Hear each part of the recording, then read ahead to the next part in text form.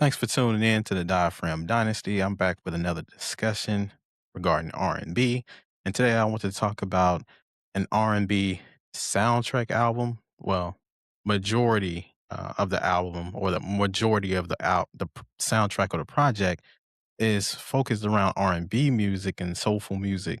And of course, this soundtrack is the Life soundtrack.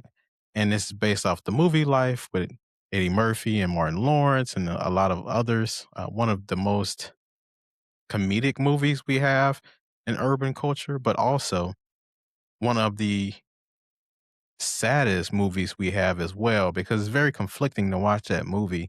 It's a movie that kind of can bring your spirits up, but kind of bring it down just because of the context of America and what America meant to be, wrongfully accused and wrongfully convicted and just wrongly prosecuted and persecuted as well. So it's one of those difficult movies to watch. But as far as Life goes, the soundtrack is one of the best soundtracks that we have. One of the most emotionally connected to a movie soundtrack that we have, next to probably Love and Basketball. But when you think about the movie Life, most of it was written and produced by R. Kelly, and the other half, or the smaller portion, was produced by Wyclef Jean, who was on fire back then. But this album was released, or soundtrack was released, or project, I should say, released in 1999. So it was the tail end of the 90s, and we know how great the music in the 90s were, or was. And that music we still listen to today, and most of it's timeless, and it has aged very well. So this is no different than that Life soundtrack. And of course, the lead single was the single called Life with Casey and JoJo, and that song meant everything for the album. It was one of those songs that make you emotionally connected to what the movie was about, because in context, like we talked about before, being wrongly persecuted and prosecuted and wrongly convicted, that song addressed that, and it talked about the other elements that a person going through that situation might face. And Casey and JoJo, of course, like I said, they meant a lot to the 90s from their their contributions to Jodeci, and then just their solo, well, not solo, but their group efforts of just them two, when they had All My Life and um, you know, songs like that, and just this plethora of songs that they were putting together. So this lead single made everything make sense for the movie, and it connected so well. But that single was just one of many, and that I'll talk about today, of course. But every song I talk about, you'll kind of that's what makes this soundtrack, I think, so special. Is that most of these songs, when you listen to them, you can imagine every part of the movie when they played that song. Like this song New Day with Wyclef Jean.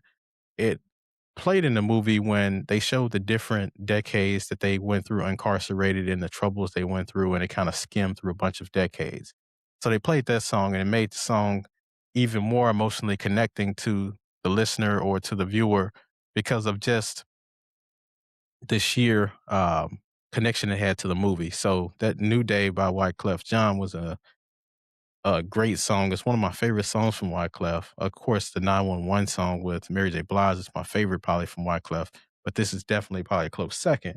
But then you have songs like It's Gonna Rain, which I don't think really played in the movie.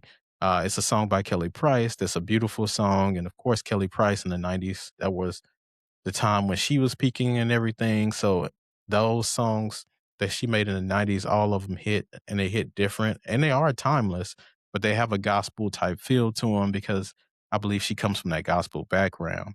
But it fit well with the album. It didn't really, well, I guess it's one of those songs, if you were down, it's going to make you feel somewhat, in the same kind of boat. But it was a great song for the album, but it really didn't fit contextually. But it was still a great song to put. And every soundtrack doesn't necessarily connect to the movie or connect to the scheme of things, but it's just great music sometimes. That's why I think I like soundtracks so much. It's just a collection of great songs put together. And most of the time, they fit the album or fit the soundtrack for what they're trying to do. Um, just like the only one of the two only rap songs is 25 to Life, which has Juvenile, Exhibit, Ja Rule. It has a plethora of people on it. but it played on the movie at the beginning of the movie, and it's an excellent song. Even though rap music wasn't out during the time period of life where it was supposed to set took place in the 20s or 30s, I believe. But it was a great song. It was produced well, all those great things. So if you haven't heard 25 to Life, if you watch the beginning opening scene of the movie Life, it's the very first song they play when they're talking about what happened to Ray and Claude at the beginning of the movie, and they brief at the end, of course. And then, of course, the best song on the movie Life to me, just because I'm a Maxwell fan, is the Fortunate song. Of course, this was written and produced by R. Kelly as well. But this Maxwell song is, like I said before, it doesn't really fit the context of the movie, but it's just a great song they put on the album. But the lyricism, the production, the the notes, the way he sung the song, the different highs and lows, this song is perfect for any project, album, soundtrack, whatever you want to name it. And he did an exceptional job. Just everybody who was involved with this song, and it's my favorite song on the project. But it's very emotional and it takes you to a different place. So we talked about songs on the project that didn't fit really contextually, and one of them is City Highs. What would you do? Now, what would you do is a good song back in the day when it first came out in the late 90s, early 2000s when we were listening to it. But it really didn't fit the context of the movie, but it was a very good song, and it was one of the only songs that we really heard from City High. But it always gets sad when you think about those groups that had one hit and just kind of disappeared, i.e., like a Casey and Casey, what was it, KP and Envy? They just did a Cadillac Chronicles, and it was amazing. But I always want to know what happened to these groups because they had such a phenomenal single. I always believe you can at least put one project together, and they weren't able to do that. So but that City High song was no different than, my thoughts about that. The same thing about Speechless, which is, Isley Brothers songs on the album or soundtrack. I keep saying album. But of course, anytime you have a Isley Brothers on any kind of track, it's gonna be timeless and it's gonna be great. And it's gonna be soulful, and it's no different than what they did on this Life soundtrack. So as a collective, that soundtrack was one of the best soundtracks of all time, of not just the '90s, but of all time. And it's probably the most underrated as well because most people know the Life soundtrack and maybe Fortunate, and that's about it. But if you're watching the movie, a lot of songs catch your attention just because of the emotional connection to the movie as well.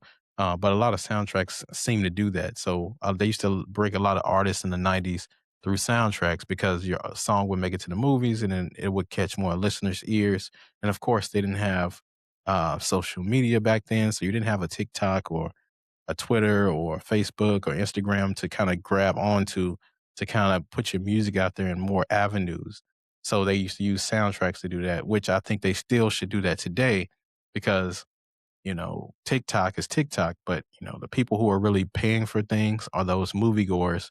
And you can make sure that your music is getting bought or at least getting played through people who actually invest more into to the ecosystem, especially those moviegoers who are spending a ton of money just by attending. But if you're buying concessions and things like that, it just shows your commitment is another level.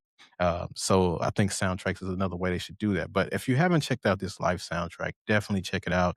It's one of the best soundtracks of ever, not just in the '90s. But tell me your thoughts about it. Until next time, see you next time.